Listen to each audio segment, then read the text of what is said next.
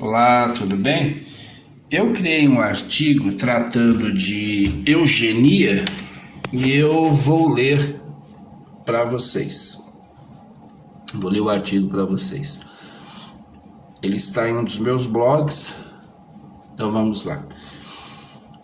Eugenia, história, controvérsias e desdobramentos contemporâneos. Introdução. A eugenia, do grego eu, que quer dizer bem, e genus, origem, foi originalmente concebida no século XIX como um campo de estudo que buscava melhorar as características hereditárias de populações humanas.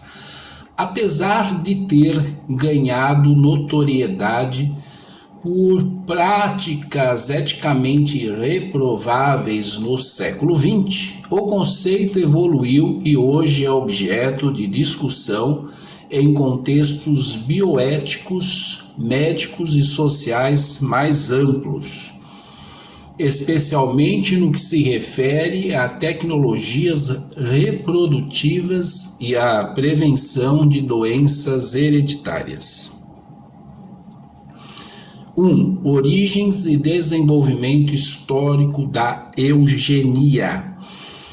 O termo eugenia foi popularizado por Francis Galton no final do século XIX, que acreditava na possibilidade de melhorar a raça humana por meio da seleção de características desejáveis. Galton, 1883. No início do século XX, movimentos eugênicos se espalharam pela Europa e pelos Estados Unidos, muitos dos quais influenciaram políticas públicas, incluindo esterilizações compulsórias e restrições migratórias. Cleveland, 1985. Depois, no final, eu coloco as referências dessas citações. A aplicação de ideias eugênicas durante o regime nazista, particularmente no Holocausto, marcou a eugenia como um exemplo extremo de abuso científico e violação de direitos humanos, levando a uma profunda rejeição de sua forma coercitiva após a Segunda Guerra Mundial. Proctor, 1988. Eugenia e bioética contemporânea. Após a Segunda Guerra Mundial, a eugenia coercitiva foi amplamente condenada. No entanto, a discussão em torno de intervenções genéticas voluntárias ressurgiu. Vai passando mais avião, ó, deve ser o povo voltando do carnaval, né? O pessoal que veio badernar em São Paulo. Tá passando bastante avião aí desde o final do carnaval. O carnaval não acaba nunca, né? Bom, genéticas voluntárias ressurgiu com o avanço da genética médica e das tecnologias reprodutivas. Segundo Rose, 2007, a eugenia moderna, quando considerada de forma ética, pode concentrar-se na redução de sofrimento humano causado por doenças graves, dentro de princípios de autonomia, justiça e beneficência. 3. Exames pré-nupciais e pré-natais. Os exames pré-nupciais historicamente foram associados a práticas de eugenia e ao tentar prevenir casamentos entre indivíduos portadores de determinadas doenças hereditárias. Embora muitos países tenham abandonado a obrigatoriedade, testes voluntários ainda podem ser utilizados para informar casais sobre riscos genéticos. Os exames pré-natais, como ultrassonografias e testes genéticos, são amplamente reconhecidos na medicina moderna por sua função de identificar condições de saúde fetal com antecedência, permitindo cuidados adequados e decisões informadas das gestantes. City e Altman, 2010. Quando aplicados com consentimento informado, promovem a autonomia reprodutiva e a saúde materno-fetal, distanciando-se de abordagens punitivas ou discriminatórias. 4. Reprodução assistida e seleção genética. Práticas de reprodução assistida, incluindo fertilização in vitro, FIV, e diagnóstico genético pré-implantacional, PGD, levantam questões que muitos associam ao legado da eugenia. Contudo, conforme argumenta Spar, 2006, o uso ético dessas tecnologias concentra-se na prevenção de doenças genéticas graves e na assistência reprodutiva para casais com infertilidade, sem hierarquizar valor humano com base em características genéticas. O PGD, por exemplo, que é o que eu falei aqui, né? Diagnóstico genético pré-implantacional. O PGD, por exemplo, pode ser utilizado para evitar a transmissão de síndromes genéticas severas, respeitando a escolha informada dos pais. Avião de novo, o pessoal voltando da farra aqui em São Paulo. Escolha informada dos pais, e não para impor um ideal estético ou social de perfeição. Aborto e autonomia reprodutiva. A discussão sobre aborto intersecta-se com debates eugênicos quando envolve diagnósticos pré-natal de anomalias. É crucial distinguir entre coerção e escolha autônoma. Normas éticas modernas enfatizam que a decisão sobre continuar ou interromper uma gestação após diagnósticos deve ser pessoal, baseada em aconselhamento adequado e respeito às convicções individuais. Glover, 2006. O foco contemporâneo em bioética rejeita a instrumentalização de indivíduos ou grupos e enfatiza a dignidade humana, e a não discriminação e o respeito ao pluralismo moral.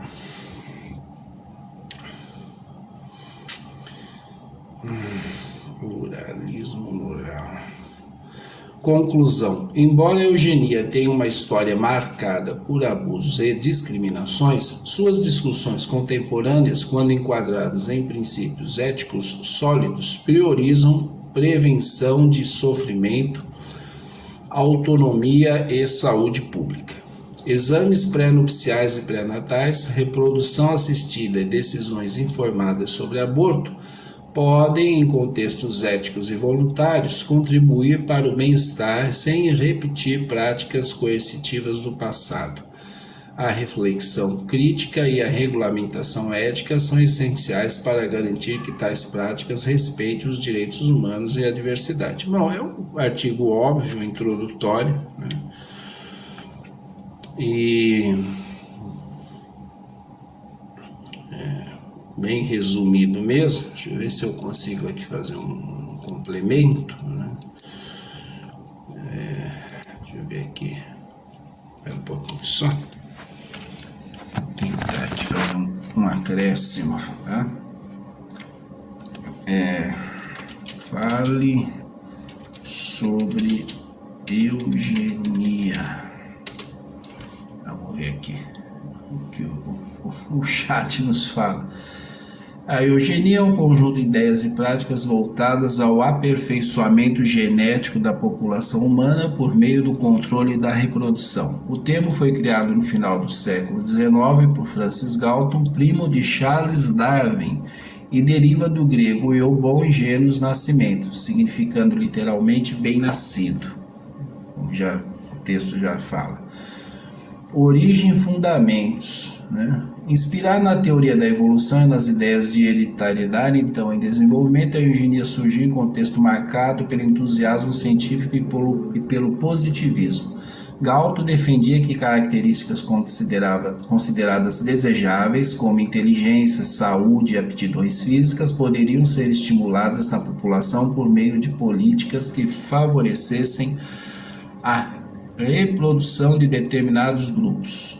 No início do século XX, o movimento eugenista ganhou força em diversos países, como Estados Unidos, Reino Unido e Alemanha. Foram implementadas políticas públicas como esterilização forçada, restrições matrimoniais e controle migratório, baseadas em critérios biológicos e sociais frequentemente marcados por preconceito racial, classista e capacitista, eugenia positiva e eugenia negativa. Historicamente, distingue-se: eugenia positiva incentiva a reprodução de indivíduos considerados aptos, eugenia negativa impedimento de reprodução de indivíduos considerados inaptos, frequentemente por meio de esterilizações compulsórias. Então, positiva, permissão, incentivo; negativa, impedimento. O caso mais extremo ocorreu sob o regime nazista na Alemanha, especialmente durante o governo de Adolf Hitler, quando a eugenia foi integrada a políticas de higiene racial que culminaram no genocídio sistemático de milhões de pessoas.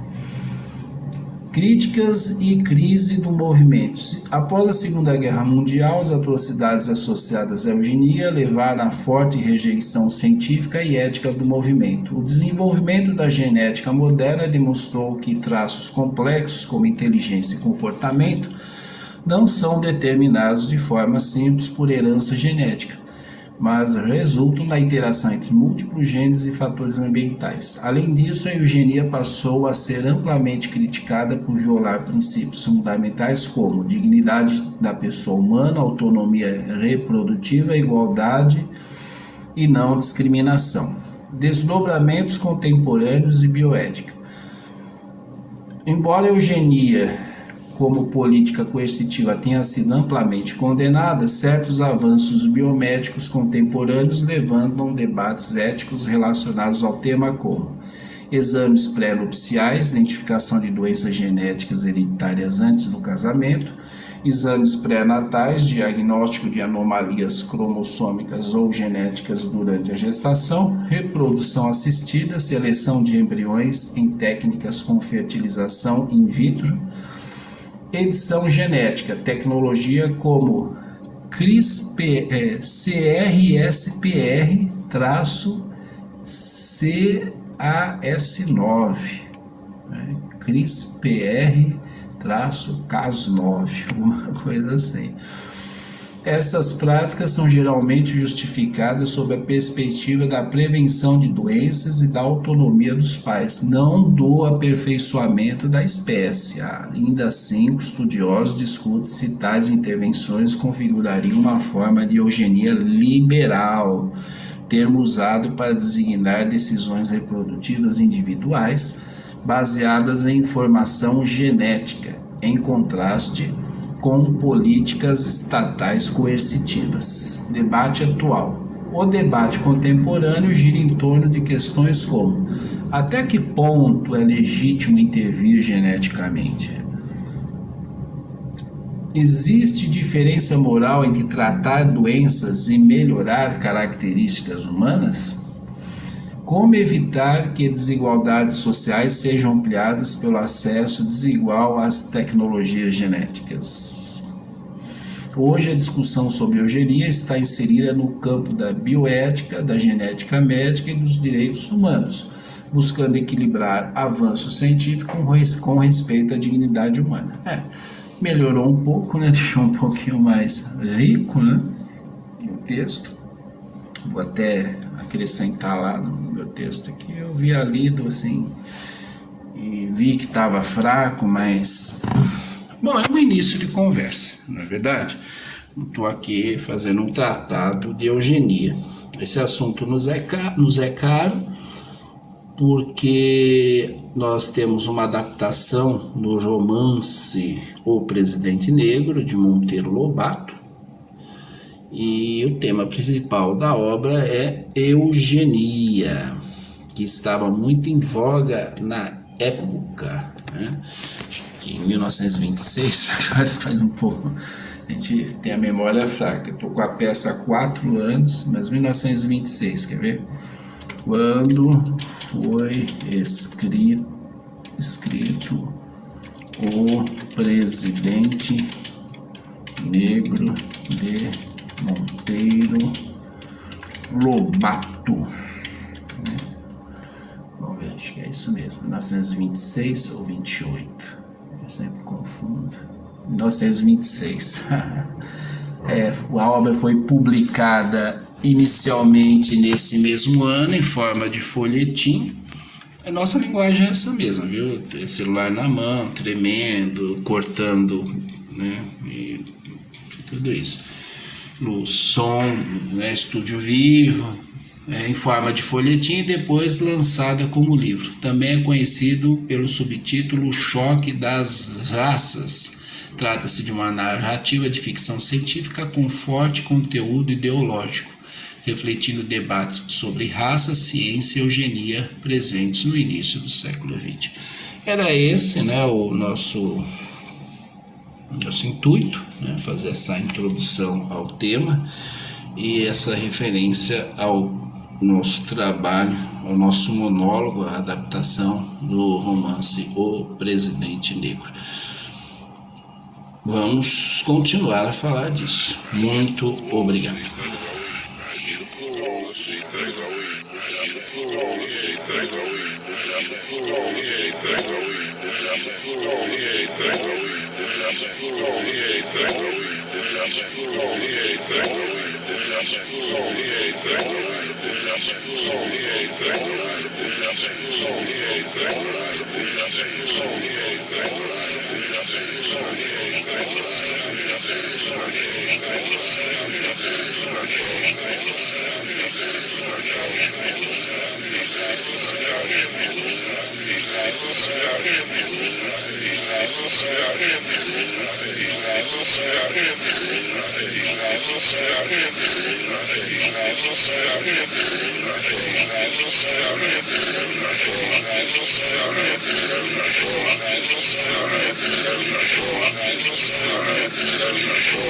Sorry.